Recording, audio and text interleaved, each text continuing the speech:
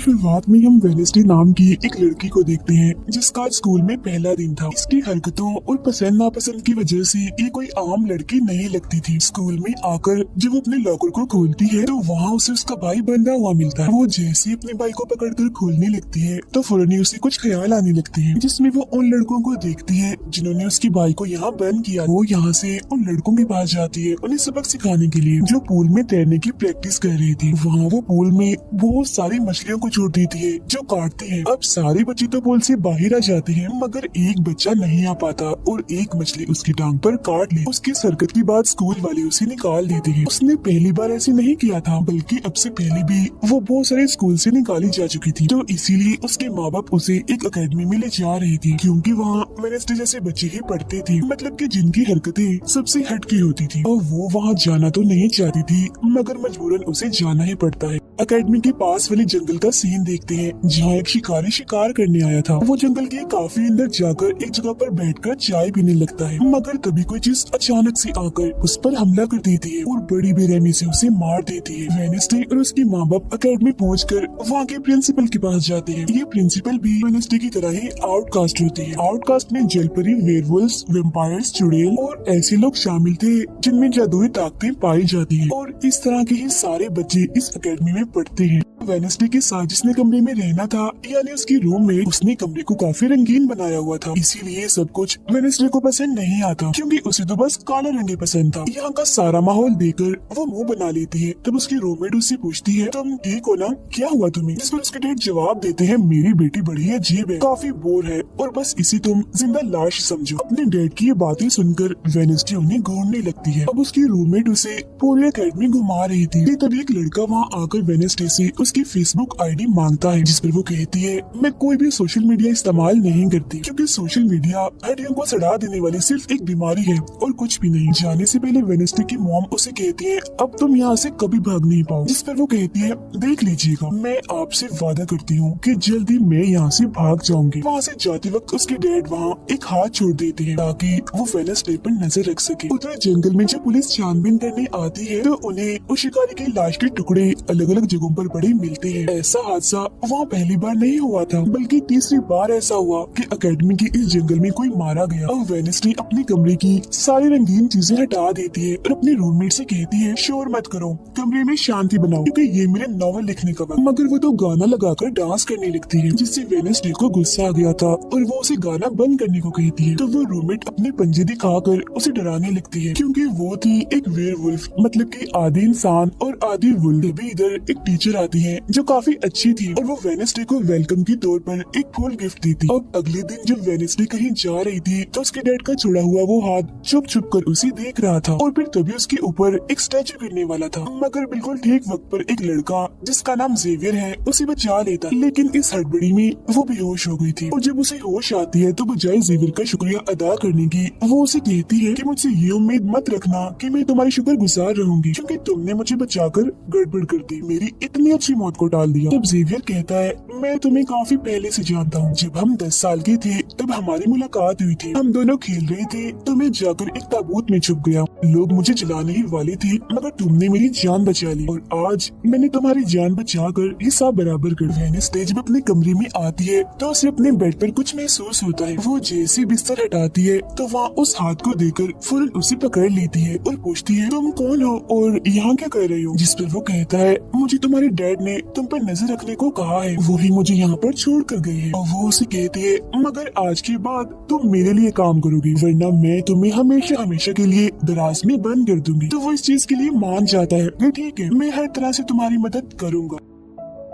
अगले दिन principal Wednesday को एक दिमागी डॉक्टर के पास ले जाती है, क्योंकि उन्हें भी ऐसा महसूस हुआ था कि वेडनेसडे का दिमागी तवाज़ुन कुछ ठीक नहीं है। मगर वो वहाँ कोई बहाना बनाकर हाथ की मदद से खिड़की खोलती है और वहाँ से भाग जाती। भागते हुए वो एक आदमी से टकरा जाती है, जिससे फौरन उसे ख्याल आता है, जिसमें वो देखती है कि इस आदमी का अभी एक्सीडेंट होने वाला है, जिसमें वो मर गया है बड़ी बेरहमी से। मगर वो इस बारे में उस आदमी को कुछ नहीं बताती, क्योंकि उसे खून खराबा बहुत पसंद। वो एक होटल में जाती है जहाँ उसकी मुलाकात एक वेटर से होती है। वो काफी परेशान दिख रहा था क्योंकि उसकी कॉफी मशीन खराब हो गई। वेनेस्डे उसे कहती है, मैं तुम्हारी कॉफी मशीन ठीक कर सकती, लेकिन इसके बदले तुम्हें मुझे स्टेशन पर छोड़ना होगा, जिसके लिए वो मान भी जाता है और वेनेस्डे उसकी मशीन ठीक कर देती है। जिस पर वो कहता है, बस थोड़ा सा इंतजार करो, मेरी शिफ्ट खत्म होने वाली है, फिर हम चलते। और वेनेस्डे जब वहाँ बैठी इंतजार कर रही थी कि तभी कोई शरारती लड़की आकर उसे परेशान करने लगती है, जिससे उसे गुस्सा आ गया था और वो उन लड़कों को अकेले ही काफी मारती है और अच्छा सबक सिखाती है। अब इतनी ही देर में उस वेटर के डैड जो एक पुलिस ऑफिसर थे वहाँ आ जाते हैं। तोड़फोड़ देखकर जब वो अपने बेटे से इस बारे में पूछते हैं तो वो कहता है, कुछ नहीं, बस वो लड़के कस्टमर्स को परेशान कर रहे थे तो इसने उन्हें अच्छा सबक सिखा दिया। तभी यहाँ अकेडमी की प्रिंसिपल भी आ जाती है, उनसे सॉरी बोलकर वेनेस्डे को यहाँ से ले जाती है। रास्ते में वो उस पर काफी गुस्सा करती है कि आखिर तुमने कैसे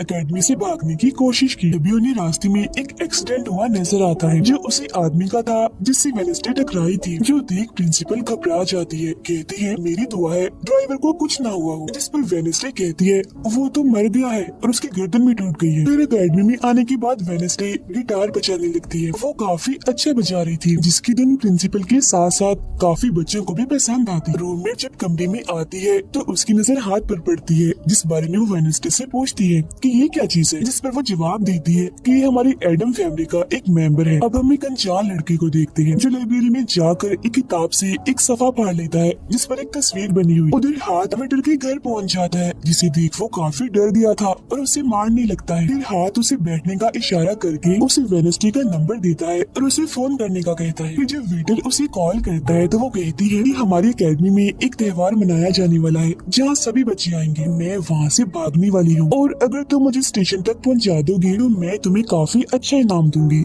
जिस पर वो वेटर मान भी जाता है। जब वो त्योहार में जाती है तो देखती है कि प्रिंसिपल की नजर मुझ पर ही है, इसीलिए वो एक आदमी को पैसे देकर प्रिंसिपल का ध्यान भटकाने का कहती है। अब वेटर वहाँ आकर वेनेस्डे के जाने से पहले उसे उसके डैड का एक पुलिस रिकॉर्ड तोहफे में देता है जो उसने अपने डैड की फाइल्स में से चुराया था, क्योंकि उसके डैड एक पुलिस ऑफिसर जो थे। अब उस रिकॉर्ड को लेकर जैसे वो यहाँ से जाने लगती है तो तभी वो उस लड़के से टकरा जाती है जिसने बुक में से तस्वीर को फाड़ा था। टकराते ही वेनेस्डे को उस लड़के की मौत के ख्याल आने लगते हैं कि वो थोड़ी देर में मरने वाला है, जो बहुत ही भयानक थी। वो लड़का अब जंगल की तरफ जाने लगता है तो वेनेस्डे भी उसके पीछे जाती है और कहती है, रुक जाओ, जंगल में मत जाओ, तुम्हारी जान को खतरा है, तुम मर जाओगे। मगर तभी वो उसे अपने जादू से उड़ाकर पेड़ पर लगा देता है और कहता है, खतरा मुझे नहीं तुम्हें है, बल्कि तुम खुद ही खतरा हो और मैं सब लोगों को तुमसे बचा रहा हूँ। उस दिन स्टैचू को मैंने ही तुम्हारे ऊपर गिराया था। जिसके बाद वो उसे एक तस्वीर दिखाता है और कहता है, इस तस्वीर में तुम ही हो जिसे मेरी मॉम ने 25 साल पहले बनाया था और ये उस वक्त की बात है जब वो इस अकेडमी में पढ़ती थी। मरने से पहले उन्होंने कहा था कि इस लड़की इन्हें तुम्हें मुझे रोकना होगा, नहीं तो तुम इस अकेडमी के साथ साथ पूरी दुनिया को ही तबाह कर दोगी। वो बस वेनेस्डे को मारने ही वाला था कि तभी एक बड़ा सा मॉन्स्टर आकर उस पर हमला कर देता है और बड़ी ही बेरहमी से उसे मार देता है। इसके बाद हम वेनेस्डे को उसके कमरे में देखते हैं क्योंकि उसने यहाँ से भागने के इरादे को खत्म कर दिया था, क्योंकि अब उसके दिमाग में बहुत सारे सवाल थे, जैसे कि मैं इस दुनिया के लिए खतरा कैसे हूँ, एक मॉन्स्टर ने आखिर मेरी जान क्यों बचाई, और साथ ही उसके डैड के खिलाफ पुलिस रिपोर्ट जिसमें उसके डैड के ऊपर एक कत्ल का इल्जाम था। अब अगले दिन पुलिस ऑफिसर वहाँ आते हैं क्योंकि वेनेस्डे ने ये रिपोर्ट लिखवाई थी कि उस अनजान लड़के की मौत मैंने अपनी आंखों से होती हुई देखी जंगल में। मगर पुलिस को वहाँ ना कोई लाश मिलती है और ना ही कोई ठोस सबूत। तो वेनेस्डे से पूछते हैं कि आखिर तुम इतनी रात को जंगल में कर क्या रही थी, जिस पर वो कहती है, मैंने जंगल में उस लड़की को जाते हुए देखा था और जब मैंने उसका पीछा किया तो देखा कि एक मॉन्स्टर ने आकर उसे मार दिया है, जिसके बाद में बेहोश हो गई। तो फौरन प्रिंसिपल पुलिस ऑफिसर से कहती है, उस लड़के का कोई कत्ल नहीं हुआ, वो जिंदा है, बस यहाँ से भाग गया है, इसीलिए आपको वेनेस्डे की बातों पर यकीन नहीं करना चाहिए। अक्सर इसे इस तरह के दौरे पड़ते रहते, हम इसका इलाज करवा रहे हैं, जल्दी ये ठीक हो जाएगी। फिर जब प्रिंसिपल वहाँ से जाती है तो वो ऑफिसर से कहती है कि जंगल में कोई तो है जो सबको मार रहा है और उसी ने उस लड़के को भी मारा है। मगर तभी वहाँ वो लड़का आ जाता है जो जिंदा था और बिल्कुल सही सलामत भी। अब अगले दिन जब वेनेस्डे को डॉक्टर के पास ले जाया जाता है तो वो उससे पूछती है कि क्या तुमने ये अफवाह इसलिए फैलाई कि सभी की तवज्जो तुम पर हो जाएगी, यानी कि तुमने उस लड़के की मौत होते हुए देखा। जिस पर वो कहती है मैं जानती हूँ मैंने क्या देखा है, ओके मुझे तुम्हें बताने की कोई जरूरत नहीं। अगले दिन उसे पता चलता है कि उस लड़के को बगैर किसी वजह से अकेडमी से निकाला जा रहा है, इसीलिए वो अपने साथी और साथ को उस लड़के के पीछे लगा देती है। अब प्रिंसिपल के कहने पर वेडनेसडे एक एक्टिविटी में हिस्सा लेती है, जिस मकसद के लिए वह क्लब ज्वाइन करती है, जहाँ उसके साथ सिर्फ एक ही लड़का था जिसके साथ उसकी दोस्ती हो जाती है। जब हाथ उस लड़के के पीछे जाता है तो देखता है कि वो अपना रूप बदल रहा है, जहाँ पहले वो एक बुरा इंसान और फिर अकेडमी के प्रिंसिपल का रूप ले लेता है। जिसके बाद हाथ आकर ये सारी बात वेडनेसडे को बता देता है। अब जब क्लास शुरू होने वाली थी तो जेवियर उससे कहता है कि मेरी साथ वाली सीट खाली है तो तुम यहाँ बैठ जाओ, तो वो उसके साथ आकर बैठ जाती है। जेवियर यहाँ मकड़ी की तस्वीर बना रहा था और फिर अपने जादू से वो उसे जिंदा भी कर देता है, मगर एक ही झटके में वेडनेसडे उसे मार देती है और उसकी राख उड़ा देती है। अब एक लड़की जो काफी बदतमीज थी और विलन में थी, उसकी और वेडनेसडे के बीच काफी बहस हो जाती है, क्योंकि दोनों ही एक दूसरे से काफी चिढ़ती थी, एक दूसरे को जरा भी पसंद नहीं करती थी। और इसके बाद वेडनेसडे अपनी जगह अपनी रूममेट को उस क्लब में भेज देती है, जहाँ वो एक्टिविटी की प्रैक्टिस कर रही थी, और खुद वो अकेले ही चली जाती है अकेडमी की उस जंगल में मॉन्स्टर को ढूंढने के लिए। वेडनेसडे को वहाँ उस अनजान लड़के का टूटा हुआ चश्मा भी मिलता है, वही अनजान लड़का जिसे मॉन्स्टर को मारता हुआ इसने देखा था। और अब जैसे ही वो इस चश्मे को छूती है तो लाइब्रेरी में उसे वहाँ एक किताब भी दिखती है, तो वो उस किताब को खोजने लाइब्रेरी में चली जाती है, मगर उसे वहाँ उस तरह की कोई भी किताब नहीं मिलती। जिसके बाद वो चुपके से जेवियर के कमरे में चली जाती है, क्योंकि वो लड़का और जेवियर एक ही कमरे में रहती थी। वेडनेसडे और हाथ यहाँ पर उस किताब को ढूंढ रहे थे, मगर तभी यहाँ जेवियर आ जाता है, जिस वजह से वो बेड के नीचे छुप जाती है। तभी जेवियर के पास वो विलन लड़की भी आती है और उसे कहती है तुम मुझसे क्यों नाराज हो, अच्छा गुस्सा छोड़ो सुलह कर लो, जिस पर वो मना कर देता है। अब उसके इनकार पर विलन लड़की को लगने लगता है कि ये सब वो वेडनेसडे की वजह से कर रहा है, इसीलिए वो कहती है एक कल मैं वेडनेसडे समेत तुम्हारे सभी साथियों की कश्तियों की धज्जियां उड़ाने वाली हूँ। बेड के नीचे छुपे वेडनेसडे और हाथ भी उसकी ये बात सुन लेते। कमरे में वापस आने के बाद वेडनेसडे अपने रूममेट से कहती है कि कल जो कश्तियों की रेस होने वाली है मैं भी उसमें हिस्सा लूँ, और कुछ भी हो जाए उस घमंडी लड़की यानी विलन को मैं हरा कर ही रहूंगी। अब अगले दिन जब रेस शुरू होती है तो बताया जाता है कि इस मुकाबले का कोई भी असूल कानून नहीं है, जो भी टीम सबसे पहले गुफा में जाकर झंडे को लाएगी वही टीम जीत जाएगी। जिसके फौरन बाद गेम शुरू हो जाती है और विलन भी अपनी चालें चलना शुरू कर देती। वो अपनी एक जलपरी साथी की मदद से एक टीम की कश्ती को तुड़वा देती है, जिससे वो पूरी टीम पानी में गिर जाती है। मगर फिर जब वो जलपरी वेडनेसडे की कश्ती की तरफ आ रही थी तो हाथ उससे पहले ही जाल फेंककर उसे जाल में फंसा लेता है। अब किनारे तक सिर्फ 3 टीम्स पहुंच पाती है, और जब सारे लोग झंडा लेने अंदर जाते हैं तो रूममेट अपने पंजों से जोकर टीम की कश्ती में छेद कर देती है। फिर सभी के साथ वेडनेसडे जब झंडा लेकर आ रही थी तो उसे ख्याल आता, जिसमें वो अपनी ही जैसी एक लड़की को देखती है जिसके हाथ में किताब थी। होश में आने पर झंडा लेकर वो वापिस से कश्ती में चली जाती है। जोकर की कश्ती तो छेद होने की वजह से वहीं पर ही डूब जाती है, जबकि जलपरी दोबारा से वेडनेसडे की कश्ती पर हमला करने लगती है, मगर हाथ पानी में जाकर जलपरी को जोर से मुक्का मार। अब वेडनेसडे अपनी कश्ती से बहुत सारे तीर निकाल कर विलन की कश्ती में छेद कर देती है, जिससे उसकी कश्ती डूब जाती है और वेडनेसडे की टीम इस रेस को जीत जाती है। अब ये 4 साल में पहली बार हुआ था जब उस विलन को किसी ने हराया था, इसलिए आज वो गुस्से में आग बगोला हुई।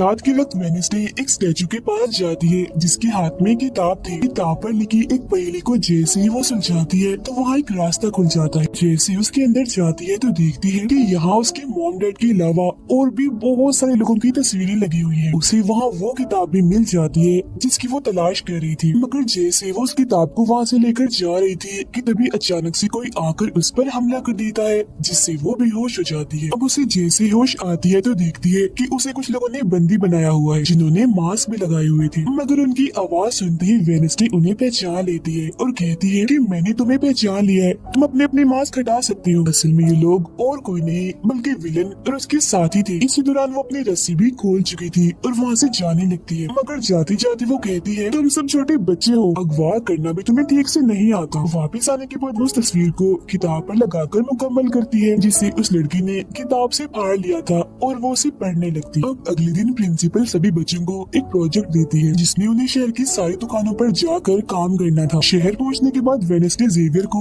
वो किताब दिखाकर पूछती है कि क्या तुम इस किताब को पहचानते हो, जिस पर वो कहता है हाँ। इस किताब को लेकर मेरे और उस लड़के के बीच में लड़ाई भी हुई थी जिसके बारे में तुमने कहा था कि मॉन्स्टर ने उस पर हमला कर दिया था। ये किताब एक जादूगर की है और 30 सालों से भी ज्यादा पुरानी है, तो तुम इसके साथ क्या कर रही हो। ये सुन वो उससे पूछती है तुम उस जादूगर के बारे में और क्या जानते हो। वो कहता है कुछ खास नहीं, अगर तुम उस जादूगर के बारे में जानना चाहती हो तो तुम्हें उसके घर जाना होगा जो काफी पुराना एक खास घर है। अकेडमी के सारे बच्चे भी अलग अलग दुकानों में जाकर काम करने लगते हैं। वेडनेसडे एक वेट्रेस बनी थी मगर उसका नखरा गुस्सा देखकर कोई भी उसे खाने की चीज नहीं लेता। वेडनेसडे का दोस्त पेस्ट्री खा रहा था कि तभी शरारती बच्चे आकर उसे परेशान करने लगते हैं और बस फिर होना क्या था, वेडनेसडे वहाँ आती है और उन्हें खूब मारती है। इसके बाद वो अपने उस दोस्त को लेकर जादूगर के घर जाती है ताकि वो सारी सच्चाई जान सके कि आखिर बात क्या है और उस किताब के बारे में भी। उसी वहाँ जादूगर की बहुत सारी चीजें और एक पेंटिंग भी दिखाई देती है। पेंटिंग में वो उसी लड़की को किताब पकड़े हुए देखती है जो उसे गुफा के पास भी दिखी थी। उसके ख्याल में जब उनकी रेस में वेडनेसडे झंडा लेने गई, फिर उसे वहाँ इस पेंटिंग वाले लड़की की किताब भी मिल जाती है मगर वो खाली थी क्योंकि वो नकली थी। इतनी ही देर में वहाँ एक औरत आती है तो वेडनेसडे उसे असली किताब के बारे में पूछती है जिस पर वो कहती है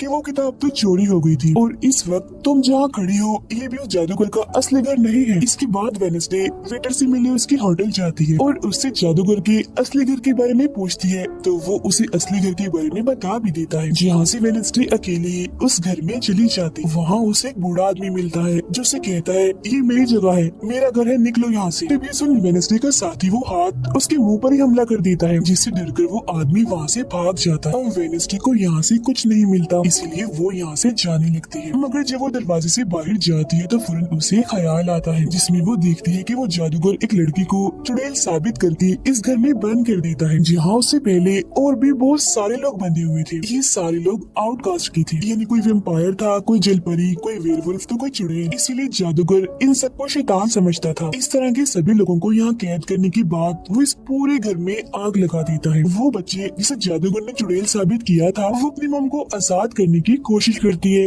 मगर नहीं कर पाती क्योंकि सभी लोगों को जंजीर की मदद से जमीन के साथ बांधा हुआ था। सिर्फ वो बच्ची ही आजाद थी, इसीलिए अपनी माँ के कहने पर उसे बेसमेंट के जरिए वहाँ से भागना पड़ता है। जिसके बाद वो जादूगर जो बेहद ही जालिम था सभी आउटकास्ट के लोगों को जला देता है। अभी वो लड़की वेडनेसडे के पास आती है और कहती है वो बहुत ही जालिम है, हम सबको मार देगा। तब इतनी ही देर में वो जादूगर भी वहाँ आ जाता है जिससे वेडनेसडे डर जाती है और वापिस से होश में मतलब कि मौजूदा वक्त में आ जाती है। होश में आते वो हाथ से कहती है मैंने उस लड़की को देख लिया, उसने मुझसे बात भी की, मुझे लगता है वो मेरे खानदान की कोई मेंबर है। तभी यहाँ जंगल वाला मॉन्स्टर आकर इस घर पर हमला कर देता है मगर जब उसकी नजर वेडनेसडे पर जाती है तो वो यहाँ से भाग जाता है।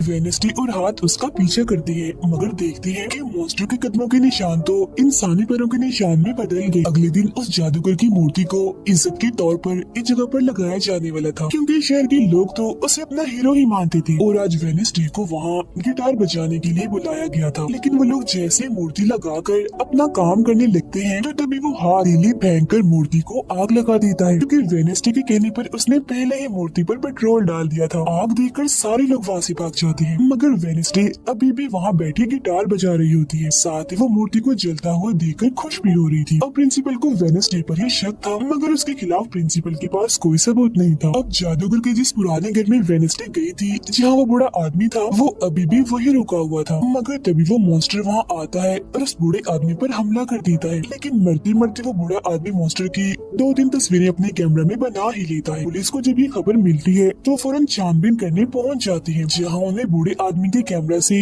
मॉन्स्टर की तस्वीर भी मिल जाती है। अगले दिन हाथ मुर्दा घर जाकर वहाँ लगी कैमरा पर कोई चीज लगा देता है ताकि जो वो करे उसे कोई ना देख सके। फिर वो दरवाजा खोलता है तो वेडनेसडे अंदर आती है। वो यहाँ दरअसल उस बूढ़े आदमी के जख्मों को देखने आई थी जिसे उस मॉन्स्टर ने मारा था। वो बूढ़े आदमी की लाश को देखकर सारा डेटा अपने पास रिकॉर्ड कर लेती है जबकि हाथ उसकी एक फाइल बनाने में लग जाता है। अभी वहाँ डॉक्टर और पुलिस ऑफिसर भी आ जाते हैं। तब छुपने के लिए वेडनेसडे एक बॉक्स मिस हो जाती है। जब डॉक्टर उस बॉक्स को खुला हुआ देखते हैं तो फौरन उसे चेक करते हैं, मगर जब वेडनेसडे को उसमें पड़ा हुआ देखते हैं तो उन्हें लगता है कि ये भी एक लाश है, इसीलिए वो उस बॉक्स को बंद करके वहाँ से चले जाते हैं। मगर फिर जब हाथ उसे वहाँ से लेने आता है तो वो कहती है, अच्छा तंग मत करो प्लीज, थोड़ी देर और सोने तो, बड़ा मजा आ रहा है। फिर इसके बाद वो अपनी छानबीन से ये पता लगवा लेती है कि वो मॉन्स्टर असल में जिस्म के हिस्सों को इकट्ठा कर रहा है। फिर अगले दिन जब वो अकेडमी जाती है तो उसे जेवियर की गर्दन पर किसी के पंजों के निशान दिखते हैं। अब हम जेवियर को एक केबिन से बाहर आता हुआ देखते हैं और क्योंकि वेडनेसडे को उसके जख्मों पर पहले से ही शक था तो वो भी उसका पीछा करते करते वहाँ आ गई थी। उससे वहाँ पर बहुत सारे मॉन्स्टर की ड्राइंग्स और तस्वीरें दिखती हैं। एक तो तस्वीर को लेकर जैसे वो वहाँ से जाने लगती है तो तभी जेवियर उसे देख लेता है और जाने से रोक देता है, मगर वेडनेसडे उसका ध्यान भटकाने के लिए उसे बस एक ही बात कह देती है कि क्या तुम आज रात होने वाली डांस पार्टी में मेरे साथ चलोगे। जिसके बाद वो जेवियर की बनाई मॉन्स्टर के ड्राइंग्स ले जाकर पुलिस ऑफिसर को दे देती है, जिस पर वो कहती है इससे हम किसी को भी नहीं पकड़ सकते, कोई ठोस सबूत लेकर आओ। अब वेडनेसडे अपनी सारी रिसर्च को अपने दोस्त के सामने रख देती है ताकि वो उसकी मदद कर सके। उनमें से एक ड्राइंग को देखकर उसका दोस्त कहता है कि मैं इस जगह के बारे में जानता हूँ। जिसके बाद वो वेडनेसडे को उस जगह पर ले जाता है जो एक गुफा थी, जिसके अंदर जाकर उन्हें बहुत सारी हड्डियाँ और एक हथकड़ी भी मिलती है। थोड़ा छानबीन करने पर उसे वहाँ एक नोकदार बड़ा सा नाखून भी मिलता है, जिसे वो अपने पास रख लेती है। जिसके बाद वो जेवियर के पेंटिंग वाले केबिन में जाती है और डस्टबिन से एक कपड़ा जिस पर खून लगा हुआ था उसे निकाल कर अपने पास रख लेती है। फिर जैसे वो वहाँ से जाने लगती है तो तभी वहाँ जेवियर आ जाता है और उसे पूछता है तुम यहाँ मेरे केबिन में क्या कर रही हो। उसकी बात डालकर वो उसे पूछती है ये जो चोट तुम्हारी गर्दन पर है ये तुम्हें कैसी लगी। तो वो बताता है कि पिछले कुछ दिनों से ये मॉन्स्टर मेरे सपनों में आ रहा है, इसीलिए मैं इसकी ड्राइंग्स बनाता हूँ। मगर एक दिन मैंने अपने जादू पर से कंट्रोल खो दिया और ड्राइंग के अंदर से मॉन्स्टर की पंजे निकल कर मुझे नोच लिया। लेकिन अब क्योंकि वेडनेसडे उस पर शक कर रही थी इसीलिए वो उस पर काफी गुस्सा करता है और फौरन उसे यहाँ से जाने का कहता है। अब वेडनेसडे वो खून लगा कपड़ा और नाखून जाकर पुलिस ऑफिसर को दे देती है और कहती है ये लो ठोस सबूत और बेशक डीएनए टेस्ट करवा लो, मेरे ख्याल से इतना सबूत काफी होगा, है ना। वो अपने दोस्त के पास जाती है और कहती है कि डांस पार्टी में जाने के लिए हमारे साथ कोई नहीं है, तो हम ऐसा करते हैं डांस पार्टी में नहीं जाते बल्कि गुफा में जाकर मॉन्स्टर को ढूंढते हैं। जिसके बाद रात को वेडनेसडे अपने दोस्त के साथ जंगल में जाने की तैयारी कर रही थी, मगर तभी उसके दरवाजे पर वेटर तैयार होकर आता है क्योंकि हाथ ने उसे वेडनेसडे की तरफ से डांस पार्टी में चलने की दावत भेजी थी। अब क्योंकि वेटर काफी खुश था तो वेडनेसडे उसका दिल तोड़ना नहीं चाहती थी, इसीलिए वो अपने गुफा में जाने वाले प्लान को खत्म करके वेटर के साथ पार्टी में जाने का फैसला करती है। जब वेडनेसडे वहाँ से जाने लगती है तो उसका दोस्त वहाँ आता है तो वो उसे कहती है आई एम सॉरी मैं पार्टी में जा रही हूँ, हम ऐसा करते हैं कल गुफा में जाएंगे। लेकिन उसका दोस्त बगैर बताए अकेला ही उस गुफा में चला जाता है। उधर पार्टी में सारे लोग आकर काफी एंजॉय कर रहे थे। सब लोग अपने अपने साथी को लेकर पार्टी में आए हुए थे, जहाँ जेवियर अपने साथ उस विलन लड़की को लाया था। लेकिन जब वेडनेसडे वेटर के साथ वहाँ आती है तो उन दोनों को साथ देखकर जेवियर जलने लगता है। जब सब लोग डांस कर रहे थे तो वेडनेसडे की डांस करने के स्टाइल से सारे लोग काफी हैरान रह जाते हैं क्योंकि वो काफी अजीब तरह से ही डांस कर रही थी। उधर जंगल में वेडनेसडे का दोस्त भी पहुंच गया था और छुपकर मॉन्स्टर की आने का इंतजार कर रहा था, मगर तभी वहाँ कोई आता है और उस गुफा में धमाका करके भाग जाता है। जेवियर लगातार उन दोनों को देखकर जल रहा था, इसीलिए वो विलन लड़की से कहता है कि तुम अपना लॉकेट उतारो और अपने जेल परी से मेरे लिए मदद मांगो ताकि मैं वेडनेसडे को भूल जाऊं। जिस सुन विलन लड़की भड़क जाती है और उसे कहती है कि तुम तो पहले ये कहती फिर रही थी कि मैंने अपने जेल परी से तुम्हें अपने काबू में किया है और अब तुम्हें किसी को बुलाने के लिए मेरी ही मदद चाहिए। तभी बाहर शरारती लड़कों का ग्रुप टैंकर लेकर आता है और डांसिंग क्लब के पंप में वो बड़ा सा पाइप लगा देते हैं और फिर तभी अचानक उस पार्टी में खून की बारिश होने लगती है क्योंकि जो टैंकर वो शरारती लड़के लाए थे जिसका पाइप उन्होंने लगाया था उसमें दरअसल खून था। ये देख सारे लोग घबरा जाते हैं और पार्टी से भागने लगते हैं, मगर वेडनेसडे वहीं खड़ी रहती है क्योंकि उसे तो अब और मजा आ रहा था क्योंकि वो बारिश खून की नहीं बल्कि कलर की थी जिसमें वो काफी एंजॉय कर रही थी। तभी वेडनेसडे को ख्याल आता है जिसमें वो देखती है कि उसका दोस्त अकेला ही जंगल में चला गया है जहाँ वो मुसीबत में है, उसकी जान खतरे में है, इसीलिए वो जंगल की तरफ उसे बचाने के लिए भाग जाती है। उसके दोस्त के पीछे दरअसल वो मॉन्स्टर पड़ गया था जिससे बचकर वो भाग रहा था। वो मॉन्स्टर एक बार उस पर हमला करता ही है कि तभी वेडनेसडे उसे ढूंढते हुए वहाँ आ जाती है। तब मॉन्स्टर उसे देखकर वहाँ से भाग जाता है। वो अपने दोस्त को बेहोश पड़ा हुआ देखकर काफी घबरा जाती है। इतनी ही देर में उसकी टीचर भी उसका पीछे करते करते वहाँ आ गई थी, जिसके बाद उसके दोस्त को हॉस्पिटल ले जाया जाता है और वेडनेसडे खुद वापस अपनी अकेडमी में आ जाती है जहाँ वो अपने डैड पर लगे इल्जाम को सुलझाने की कोशिश कर रही थी कि आखिर सच क्या है। अकेडमी में सारे माँ बाप अपने बच्चों से मिलने आते हैं क्योंकि आज मीटिंग थी। प्रिंसिपल सबको बताती है कि वेडनेसडे के दोस्त की हालत में सुधार हो रहा है, कुछ दिन के बाद ठीक होकर वो वापिस आ जाएगा। मगर दूर खड़ी वेडनेसडे अपने रूममेट को बताती है कि ये झूठ है, वो तो कोमा में है बेचारा। तभी यहाँ दोनों के माँ बाप आ जाते हैं और ये उनसे मिलने चली जाती। वेडनेसडे अपने मॉम डैड को बताती है कि जब से आपने मुझे यहाँ छोड़ा है मेरे ऊपर बहुत सारे हमले हुए हैं। अब इन सभी को अपनी अपनी फैमिली से मिलता हुआ दूर खड़ी जेवियर और विलन लड़की देख रहे हैं क्योंकि उनके मॉम डैड आज भी नहीं आए। अब विलन लड़की सुधर गई होती है, साथ ही उसकी जेवियर के साथ दोस्ती भी हो गई थी, तो अब से हम उसे जेवियर की दोस्त कहें। तब इतनी ही देर में उसकी मॉम भी इधर आ जाती है, जिसे देखकर वो काफी हैरान थी। वेडनेसडे के माँ बाप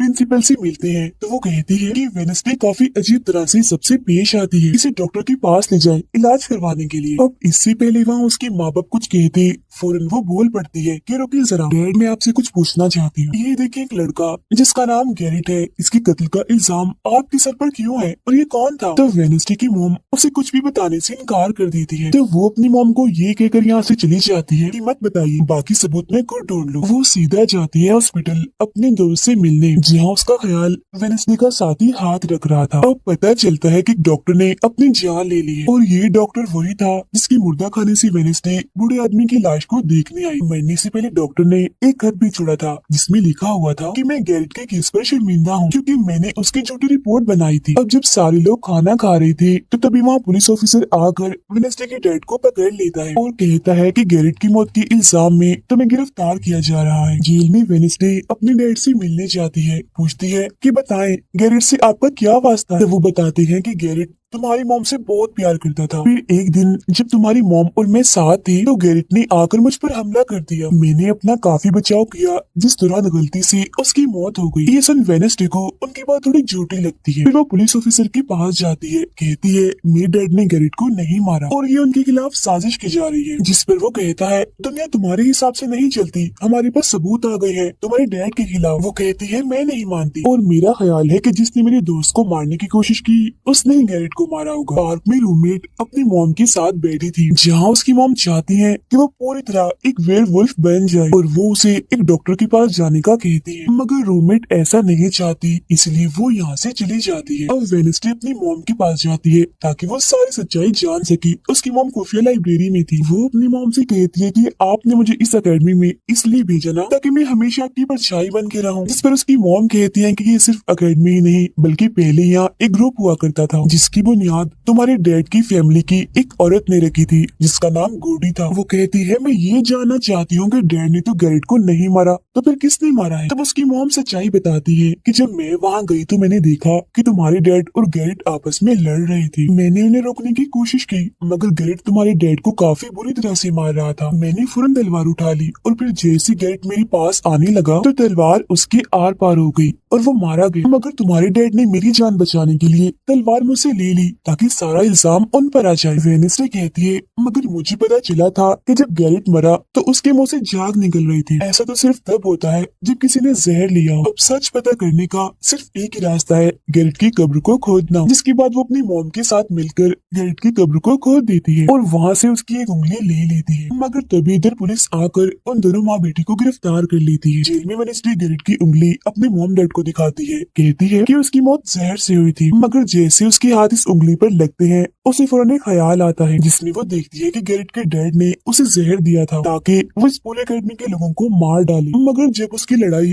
वेडनेसडे के डैड से हुई तो जहर की बोतल टूट गई जिससे सारा जहर गैरेट के अंदर चला गया, जिसका मतलब साफ था कि उसने वेडनेसडे के डैड को ही नहीं बल्कि पूरी अकेडमी को ही खत्म करने आया था। जेल से रिहा होने के बाद वेडनेसडे और उसकी मॉम मेयर के पास जाती है, कहती है आपने गैरेट की मौत के सच को छुपाया, उसकी मौत जहर से हुई थी न कि तलवार से, और ये बात साबित भी हो गई है। जो सुन मेयर सब कुछ सच बता देता है, जिसके बाद वेडनेसडे के डैड को भी रिहा कर दिया जाता है। अब वेडनेसडे अपनी मॉम को बताती है कि मुझे बहुत ख्याल आते हैं, जिस पर उसकी मॉम कहती है कि ये खासियत हमारे खानदान में है, ख्याल सबको आते हैं, अगर ख्याल हमारे कंट्रोल में ना रहे तो ये हमें पागल बना सकती है, इसीलिए हमारे खानदान के पुराने लोग आकर हमें आसान रास्ता बताते हैं और ट्रेनिंग देते हैं। तो वेडनेसडे फौरन बोलती है जैसे गुडी एडम्स जिसके बारे में आपने बताया था कि वो मेरे डैड के खानदान के हैं, जिस पर उसकी मॉम कहती है कि मुझे नहीं पता। बहरहाल तुम होशियार रहना, क्योंकि गुडी एडम्स बदला चाहती थी, जिसके चक्कर में वो खुद भी नहीं बच पाई। फिर सबके माँ बाप अपने अपने बच्चों से मिलकर जा रहे थे। रूममेट अपनी मॉम को कहती है, आप फिक्र मत करना,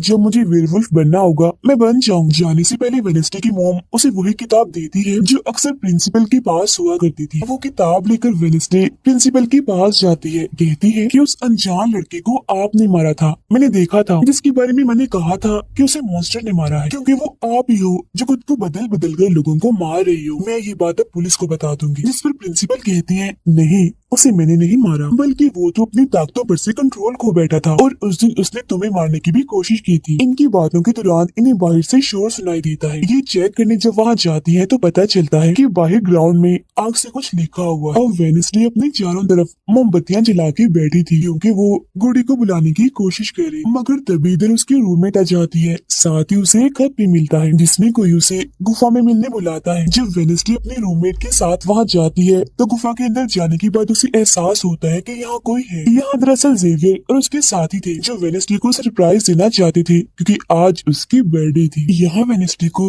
एक लाइन लिखी हुई दिखती है कि जब मैं लौटूंगा तो शोले बरसेंगे। इसे जैसे वो हाथ लगाती है तो उसे ख्याल आता है जिसमें वो उसी लड़की से मिलती है जो अक्सर उसे नजर आया करती थी, और ये और कोई नहीं बल्कि गुडी ही है। वो वेडनेसडे को एक महल दिखाकर कहती है कि अगर तुम्हें उस जादूगर के बारे में जानना है तो तुम्हें इस महल को ढूंढकर यहाँ आना होगा। जब वो ग्राउंड में खड़ी उस लाइन को देख रही थी जहाँ आग से कुछ लिखा था, तो तभी उसके पास जेवियर आता है जिससे वो बात नहीं करती क्योंकि नाराज थी। उसे लग रहा था कि हो न हो जेवियर ही वो मॉन्स्टर है। फिर वो अपने दोस्त के पास हॉस्पिटल जाती है जो अभी भी बेड पर था और उसकी हालत भी खराब थी, इसीलिए वो उसे कोई बात नहीं कर पाती। और वेडनेसडे अपने दोस्त वेटर से मिलने जाती है और उसे उस महल जो गुडी ने दिखाया था उसकी तस्वीर दिखाकर पूछती है कि क्या तुम इस जगह के बारे में जानते हो, जिस पर वो मना करती था। अब यहाँ तो उसका काम नहीं हुआ, इसीलिए उस तस्वीर को लेकर जेवियर के पास जाती है और उससे भी वही सवाल करती है कि क्या तुम इस जगह के बारे में जानते हो। मगर तभी उसकी नजर इसी महल की पेंटिंग पर जाती है जो जेवियर ने पहले से ही बनाई हुई थी, जिस पर वो बताता है कि ये जगह रात को मेरे सपने में आई थी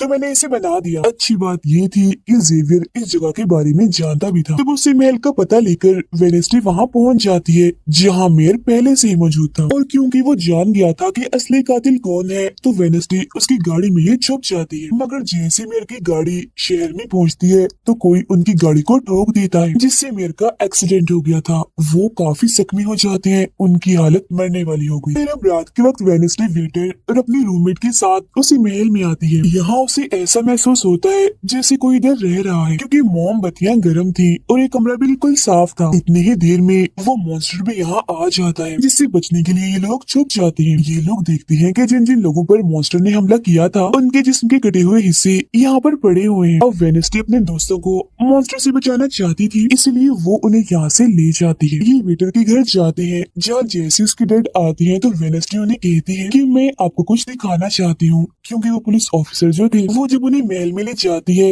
तो वहाँ पर कुछ भी नहीं था। मतलब जिस्म के कटे हुए हिस्से जो पहले यहाँ पर रखे हुए थे अब वो वहाँ पर नहीं पड़े थे, जिससे पुलिस ऑफिसर को गुस्सा आ जाता है और वो कहते हैं कि आज के बाद तुम मेरे बेटे से नहीं मिलोगी। अब जब वेडनेसडे एकेडमी आती है तो वहाँ उसे प्रिंसिपल मिलती है जो कहती है कि तुम्हें मैंने कहीं भी जाने से मना किया था मगर तुमने मेरी बात ना मानकर अच्छा नहीं किया। जिस पर वो जवाब देती है, मैं सच का पता लगाने गई थी इसलिए मैं माफी नहीं मांगूंगी, मैंने कुछ गलत नहीं किया है। जिसके बाद वो प्रिंसिपल को एक पेंटिंग भी दिखाती है जिसमें वो जादूगर था और वेडनेसडे खुद थी। बताती है कि इसीलिए वो अनजान लड़का मुझे मारना चाहता था क्योंकि उसे लग रहा था कि एकेडमी के लिए मैं खतरा हूँ, मगर खतरा दुश्मन कातिल तो कोई और ही है, जबकि मैं तो इस एकेडमी और सबको बचाना चाह रही हूँ तो मुझे एक मौका मिलना चाहिए। प्रिंसिपल कहती है, नहीं तुम कहीं नहीं जाओगी, आगे से ऐसी कोई भी गलती की तो मैं तुम्हें एकेडमी से निकाल दूंगी। और वहाँ से वो ये कहकर चली जाती है। जब अपने कमरे में वापस आती है तो देखती है कि रूममेट अपना सामान पैक कर रही है क्योंकि वो यहाँ से जा रही है। वो गुस्से में वेडनेसडे से कहती है कि तुम्हें सिर्फ अपना काम ही निकलवाना आता है, फिर चाहे इसके लिए तुम्हारे दोस्तों की जान क्यों ना चली जाए, आज वो अजीब सा मॉन्स्टर हमें भी मार देता। जिसके बाद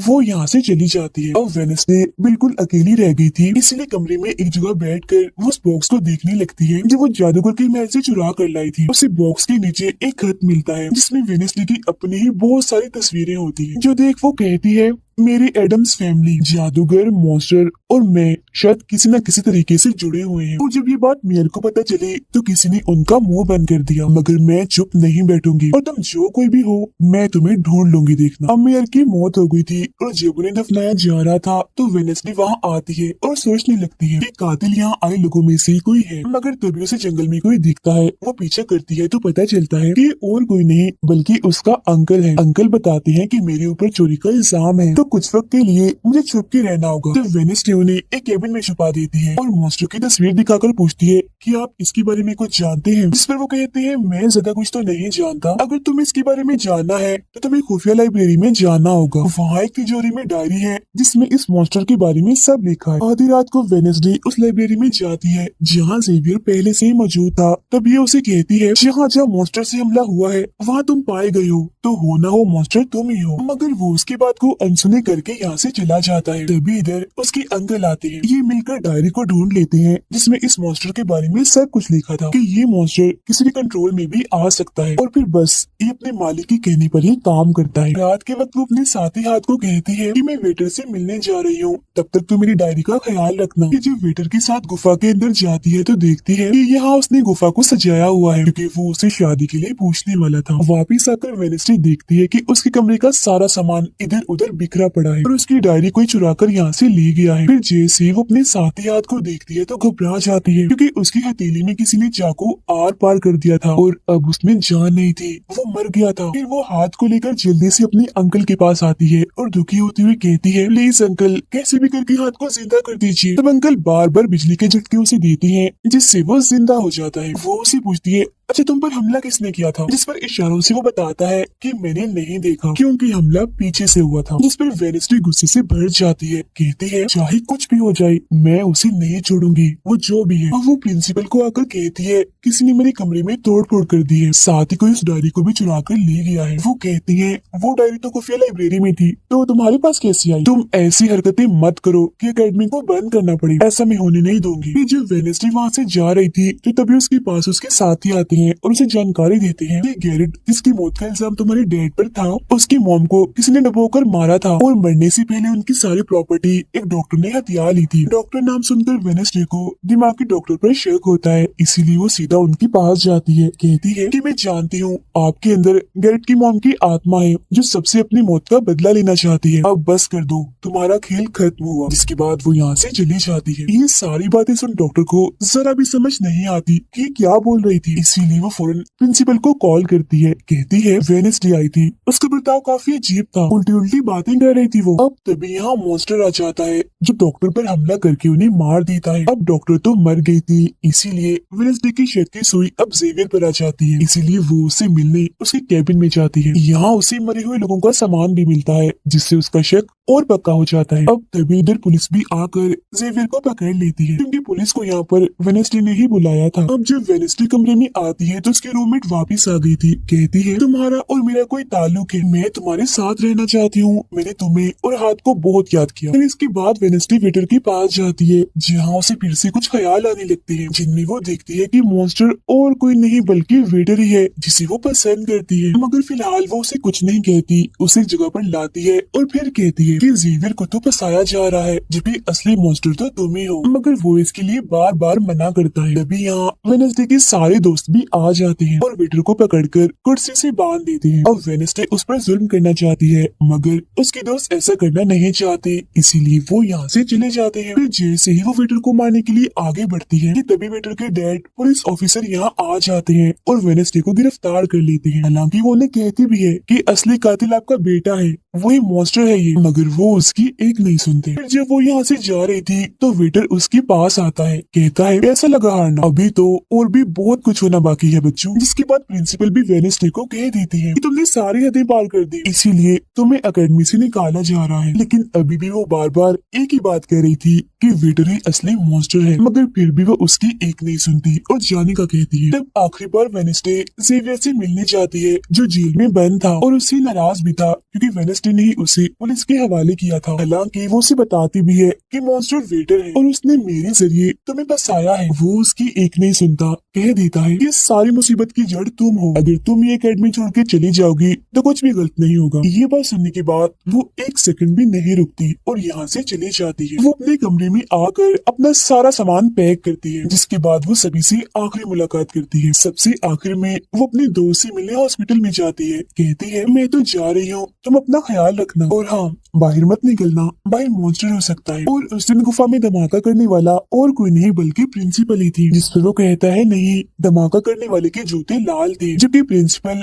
कभी भी लाल जूते नहीं पहनती। ये बात सुनकर वेनेस्डे को पता चल जाता है कि असली कातिल कौन है। वो अपनी उसी टीचर के पास जाती है जिसे सब पसंद करती थी और कहती है बाकी लोग तो बिला वजह मारे गए हैं, जबकि असली कातिल तो तुम ही हो। तुमने ही वेटर को अपने कंट्रोल में करके उसे मॉन्स्टर बनाया और धीरे धीरे उसे अपना गुलाम बना लिया। अपने इशारों पर नचाकर लोगों को उसके जरिए मरवाया। तभी यहाँ वेटर भी आ जाता है, जिससे वो टीचर कहती है जल्दी करो, वेनेस्डे को मार दो। लेकिन दरअसल ये वेटर नहीं थी बल्कि प्रिंसिपल थी, जो रूप बदल कर यहाँ पर आई थी। और अब टीचर प्रिंसिपल के गले में जहर का इंजेक्शन घुसा देती है, जिससे प्रिंसिपल बेचारी मारी जाती है। फिर वो वेनेस्डे को भी बांध कर जादूगर की गुफा में ले आती है। गुफा में आकर वेनेस्डे को पता चल जाता है कि जिन मरे हुए लोगों के जिस्म के हिस्सों को इकट्ठा किया गया था वो दरअसल जादूगर को दोबारा से जिंदा करने के लिए की गई थी। तभी यहाँ टीचर जो असली विलन थी वेनेस्डे को बताती है कि जब गूडी ने जादूगर को मारा था तो गूडी ने अपने खून से जादूगर की कब्र पर एक ताला लगा दिया था। और अब जादूगर को जिंदा करने के लिए हमें गूडी की फैमिली मतलब एडम्स फैमिली की ही किसी इंसान का खून चाहिए, साथ ही पूरे चांद की रात भी हो। और अब हमें ये सुनहरी मौका मिल गया है जादूगर को जिंदा करने का, क्योंकि एडम्स फैमिली से तुम हो और आज पूरे चांद की रात भी है, हम तुम्हारा खून लेंगे। जिसके बाद टीचर वेनेस्डे के हाथ पर कट लगा देती है, जिससे उसका खून निकलने लगता है। फिर वो उसके खून से जादूगर की कब्र का ताला खोल देती है और फिर अगले ही पल जादूगर भी जिंदा होकर अपनी कब्र से बाहर आ जाता है। बाहर आते ही वो वेनेस्डे को चाकू मार देता है, जिससे वो जख्मी हो जाती है। इसके बाद वो अकेडमी को खत्म करने के लिए चला जाता है। अब तभी यहाँ गूडी एडम्स आती है और वेनेस्डे को बिल्कुल ठीक कर देती है, मतलब कि उसके जख्म, और कहती है मैंने तुम्हें ठीक तो कर दिया है मगर अब के बाद मैं तुम्हें नजर नहीं आऊंगी। जंगल की रास्ते से जब वेनेस्डे जा रही थी तो तभी उसके सामने वेटर आ जाता है। उसे टीचर कंट्रोल कर रही थी, इसीलिए वो मॉन्स्टर बनकर उस पर हमला कर देता है। वो बस उसे मारने ही वाला था कि तभी यहाँ एक वेयरवुल्फ आ जाती है, जो और कोई नहीं बल्कि रूममेट थी, जो आज पहली बार वेयरवुल्फ बनी थी, वो भी सिर्फ वेनेस्डे को बचाने के लिए। यहाँ वेयरवुल्फ और मॉन्स्टर के बीच काफी खतरनाक लड़ाई होती है, जिसमें वेयरवुल्फ मॉन्स्टर पर भारी पड़ रही थी और उसे काफी मारती है, अच्छा मजा चखाती है। इसके बाद वेनेस्डे जादूगर से लड़ने उसे रोकने के लिए अकेडमी में आ जाती है, जहाँ वेनेस्डे को बचाने के लिए जेवियर पहुंच जाता है। अब जैसे जादूगर जेवियर को मारने वाला था तो तभी सामने वेनेस्डे आ गई थी और वो बेचारी खुद जख्मी हो जाती है, मगर फिर भी वो जेवियर को कहती है कि तुम यहाँ से जाओ और बाकी अकेडमी वालों को बाहर निकालो, क्योंकि ये हम जैसे आउटकास्ट के लोगों को नहीं छोड़ेगा। जिसके बाद वो फिर से खड़ी हो जाती है, उसके हाथ में तलवार भी थी, जिसकी मदद से वो जादूगर से लड़ती है, मगर जादूगर काफी ताकतवर था, इसीलिए वो उसके सामने नहीं टिक पाती। वो बस उसे मारने ही वाला था कि तभी इधर जेवियर की दोस्त आकर जादूगर का ध्यान भटका देती है, जिस दौरान मौका देकर वेनेस्डे उठती है और तलवार के एक टुकड़े को जादूगर के दिल के आर पार कर देती है, क्योंकि ऐसा उसे गूडी एडम्स ने करने को कहा था। जहाँ जादूगर एक बार फिर से मर जाता है और उन्हें उसका जिस्म जलने लगता है और राख बनकर उड़ जाता है। जादूगर के मरते ही यहाँ वो टीचर आ जाती है, जिसके हाथ में गन थी, जिसे वो वेनेस्डे पर तान देती है क्योंकि वो उसे मारना चाहती है। मगर तभी यहाँ वेनेस्डे का दोस्त भी आ गया था, जिसके पास बहुत सारी मधुमक्खियां थी। वो उन सभी मधुमक्खियों को टीचर पर छोड़ देता है, जिससे उसका भी काम तमाम हो जाता है। जब वेनेस्डे अपने मिशन में कामयाब होकर बाहर आती है जहाँ सारे लोग खड़े थे, तो वो वहाँ अपने रूममेट को भी देखती है, जो अब वेयरवुल्फ से अपने असली रूप में आ गई थी। यहाँ वो दोनों पहली बार गले मिलती हैं, मगर हैरत अब वेनेस्डे को कोई भी ख्याल नहीं आ रहा था। कुछ वक्त के बाद वेनेस्डे अपना नॉवल भी पूरा कर लेती है, मगर वो इसका एंड नहीं करती, यानी कि वो उसे खत्म नहीं करती और आगे बस एक सवालिया निशानी छोड़ देती है। वो जेवियर से मिलने जाती है, जहाँ वो उसे गिफ्ट देता है जिसमें मोबाइल था। वो इस गिफ्ट को ले तो लेती है मगर कुछ नहीं कहती और वहाँ से चली जाती है। फिर जब वो अपनी गाड़ी में थी तो उसके पास मैसेज आता है, जिसमें उसकी कुछ तस्वीरें थी और साथ ही ये मैसेज भी था कि मैंने तुम पर नजर रखी हुई है, जिससे वो सोच में पड़ जाती है कि टीचर तो मर गई है, मगर अब उसके बाद ये कौन है जो सब कर रहा है। इसी सोच में वो अपने घर के लिए निकल जाती है। जिसके बाद हम पुलिस की गाड़ी को देखते हैं, जिसमें वो वेटर को बांधकर कहीं ले जा रही थी, क्योंकि उन्हें भी पता चल गया था कि यही असली मॉन्स्टर है, इसे बस कोई कंट्रोल करता है। मगर तभी अचानक से वेटर दोबारा मॉन्स्टर बन जाता है और सभी पुलिस वालों को मार देता है, जिसका मतलब ये था कि टीचर की तरह अभी भी कोई है जो इसे कंट्रोल कर रहा है और वो लोगों को मरवाता रहेगा इसके जरिए। और ये अनजान इंसान वही हो सकता है जिसने वेडनेसडे को मैसेज किया। यानी कि अभी भी कोई है जो अकेडमी को बंद करवाने में लगा है और मॉन्स्टर के जरिए खून खराबा कत्ल होना आम ही रहेगा। और इसी के साथ ही ये सीजन इधर ही खत्म हो जाता है।